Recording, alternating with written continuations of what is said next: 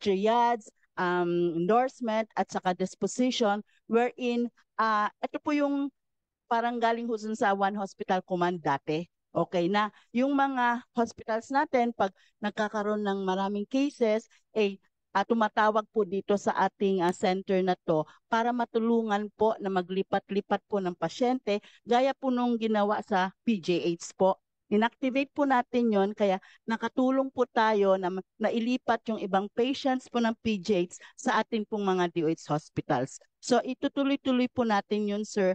Every time po na nagkaroon ng surge, we will activate that plan po. Okay, kahit hindi ho leptospirosis, kahit sa anong sakit po. Salamat po, ma'am. Thank you. You may continue po. Who will continue the presentation of the yung next slides are about PhilHealth. So may we hear now from Dr. Edwin Mercado, our PhilHealth president. Again po, isang magandang hapon po sa ating lahat. Magandang hapon po, Chairman Senator Bongo. Ito po ay update lang po dun sa huli namin pong report nung nakaraang ating Health Committee reports. So ito po ay mostly centered doon sa expansion ng aming primary care package na nirebrand nga namin from Consulta to Yakap. Next slide please. So ang layunin po natin ngayon maging tawag preemptive. Ang aming tema nga ay ilayo tayo sa sakit. Kasi ang karimitan po, ang focus ng PhilHealth ay kapag curative o tayo ay may sakit na. So ito pong ating programa ngayon ay niyayakap tayo ng pamahalaan para tayo ay ilayo sa sakit. So sabi nga po namin, payakap naman tayo sa PhilHealth. Next. So ito po ay dahil marami po sa ating mga kababayan talaga pong inaasahan ng kanilang pamilya. Kung kayo man po ang breadwinner, kung kayo man po ang nag-aalaga sa inyong mga bata. So hindi lamang po yung actual na gastusin sa pag kayo nagkasakit, kundi yung opportunity cost na tinatawag. Dahil mawawala ho kayo sa trabaho, mawawala rin yung oras para alagaan natin at arugain yung ating mga family members. So yun po yung tema natin dito sa Yakap. Next slide please. So pati rin po mga bata na bago ho tayo, lalo na marami hong incidents ngayon na lumataas na infectious diseases at kalimitan nga po sa kabataan. So yun po ay para matugunan na kaagad. Kaya nga po meron din kami mga programa na ito po ay doon pa lang sa ating mga learners sa Department of Education. Meron ho tayong MOA with the Department of Education na doon pa lang po sa punto na nag-uumpisa mag-aral ang mga bata ay ginagawa na po namin ng masusing pagsusuri kasi minsan po akala natin mahina ang comprehension, yung pala malabo lang yung mata. So pinagsama-sama rin po namin dito sa Yakap yung iba nating mga programa na gaya na nabanggit ng ating chair kanina nung optometric service, yung ating screening for TB ay kasama na rin po dito sa Yakap. Next. So ang maging pivot po ay datihang tayo ay reactionary. Ngayon po ay tayo po ay proactive at saka po yung ating partisipasyon dati po ay limited. Ang ginawa nga po namin sa Yakap, kaya po medyo bumulusok po yung ating membership gaya ng papakita po sa inyo mamaya, ay kinarve out po namin yung ibang portion ng capitation. Kaya po yung 1.7, hindi po yung credit line na kada availment ng ating membro ay binabawas.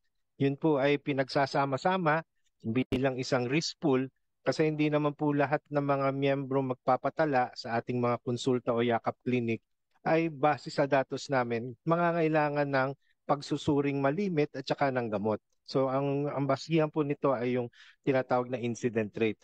Bagamat ganun po sa Yakap, hiniwalay po namin yung ibang gamot, hiniwalay po namin yung ibang lab test para po yun hindi na po makadagdag doon sa gastusin ng 1,700 capitation.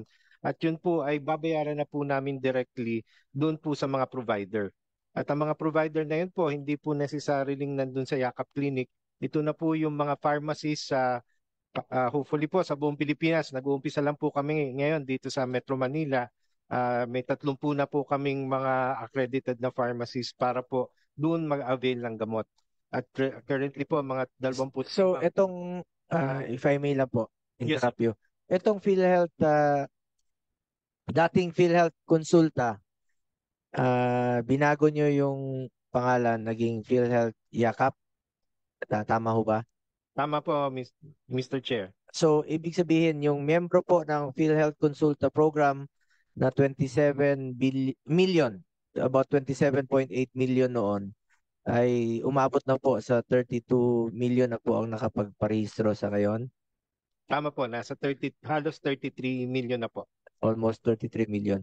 Ilan na ho out of the 33 million ang na-issuehan nyo na po ng PhilHealth ID para alam nila na miyembro sila ng konsulta o miyembro sila ng YAKAP program ng ating gobyerno? Ilan na ho na-issuehan? Kasi importante talaga tong yung kampante yung mga kababayan natin na alam nila na meron silang benepisyo matatanggap sa gobyerno. Lalong-lalo na po yung mga nasa malalayong lugar. Kahit sabihin mong naka-encode yan sa computer, hindi naman nila alam saan sila lalapit muli. Pero kung meron silang ID and they know that they are members of PhilHealth at nasa UHC law naman po na miyembro tayo ng PhilHealth, kahit anong pangalan na ilagay mo dyan, whether konsulta o yakap, dahil alam nilang miyembro tayo ng PhilHealth. At iba't ibang miyembro po ang mga kababayan natin. Merong direct contributors, meron rin pong subsidized, no? Kaya nga tayo naglalagay ng pondo sa PhilHealth para i-subsidize po yung mga members na walang kakayahang magbayad. Pero my point dito is napakahalaga po na alam nila na meron silang benepisyo matatanggap mula sa PhilHealth, whether 500 to 1,007. Ito yung benepisyo matatanggap nila at miyembro sila ng PhilHealth na ipapakita nila sa inyong identified na mga outlets or accredited facilities ng PhilHealth, YAKAP or Consulta program. So ilan na ho out of 33 million Filipinos na nagparehistro ang nakakatanggap po ng ID. At pangalawa, sang-ayon ho ba kayo rito? Kaya gusto ko isabatas po ito, sang-ayon ho ba kayo na tuloy-tuloy po na dapat silang mabigyan ng any simple ID lang po? Thank you po, Mr. Chair. So ito pong 33 million ay kombinasyon na po yan nung direct sector, yung pong tinutukoy nyo kanina po, indirect. Yung indirect po ang talagang kailangan tutukan kasi sila po yung hindi masyadong nakakaalam ng kanilang benepisyo.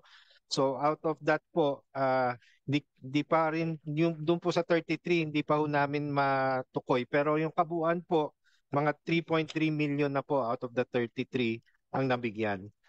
Nabigyan na po ng ID. Yes, sir. At tuloy-tuloy po ito? Tuloy-tuloy naman po. Yes, sir. Ang amin pong objective nga, mabigyan po ng ang 90% po ng indirect sector ng ID sa loob po ng 30 buwan. So, 90% po ng indirect. So, ilan po ito? Kung tutuusin po natin na 40% po yung indirect, almost mga 44 million to 45 million po ito. So, yun po ang target nyo. Unahin, bigyan ng prioridad. Yes, yung Your mga Honor. about 40 million indirect contributors. Tama po, Mr. Chair. Ito yung karamihan sa kanila hindi alam, no? Na miyembro sila ng PhilHealth. So the more we should intensify your efforts, no, na alam nila na miyembro sila at alam nila anong benepisyo ang maaari nilang matanggap sa PhilHealth po, Dr. Ledesma. Before you proceed, may I acknowledge the presence of our Vice Chairperson, Senator Erwin Tulfo. Sir, do you have any opening statement? Yes, I'll just be quick, Mr. Chair.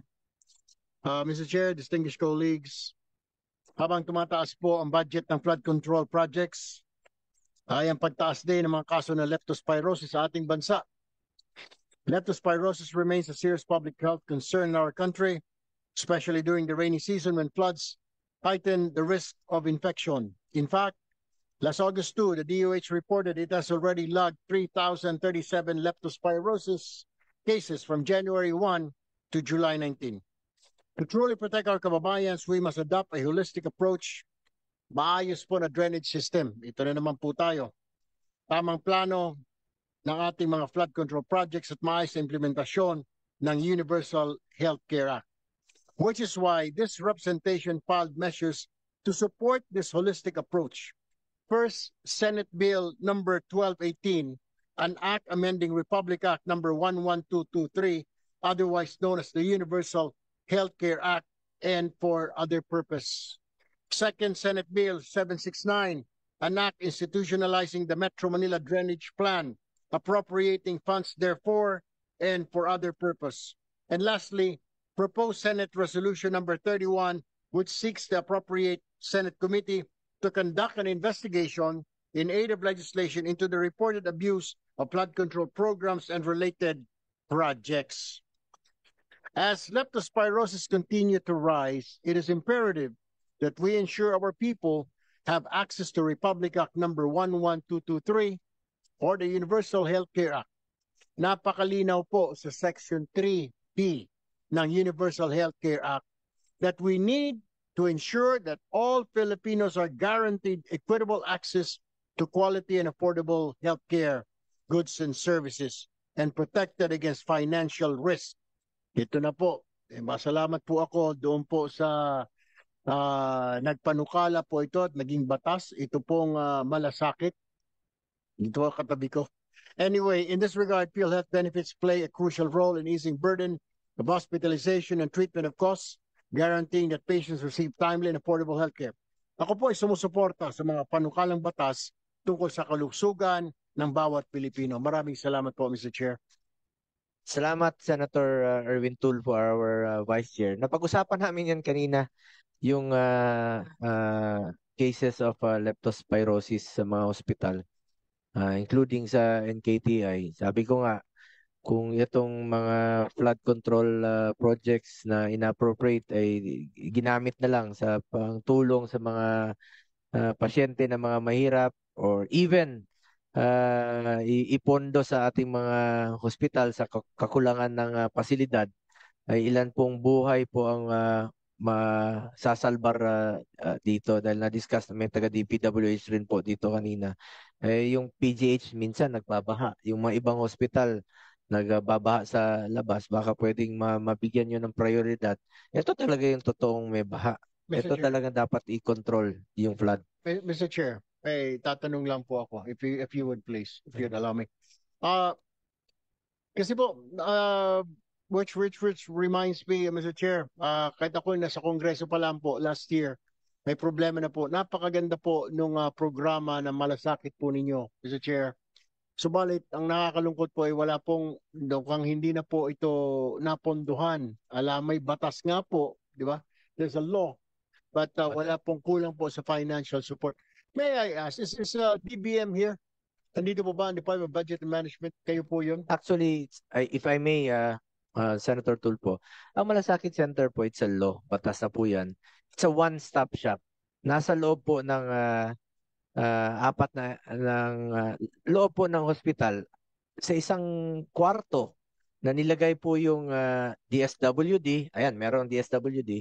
Nilagay yung PCSO. Ayan, may representative from PCSO. From PhilHealth, meron din pong representative, and from DOH. Sila po yung mag-aambag-ambag, tutulong-tulong para maibsan po yung problema o kalbaryo ng mga kababayan natin. Kumbaga mag-chip in sila para makalabas sila sa hospital. So sa katanungan nyo po, yung 4 agencies po ang maaari ninyong itanong, Senator Erwin, kung tumutulong pa rin ba sila dahil wala naman pong sariling pondo yung Malasakit Center. Yung pondo po ay nasa 4 agencies. You may ask DOH, PhilHealth, DSWD, and PCSO kung tumutulong pa rin ba sila para makalabas yung pasyente at ma-attain po yung zero balance billing na ngayon po ay pinupush ng DOH. So sabi ko nga, pag malaki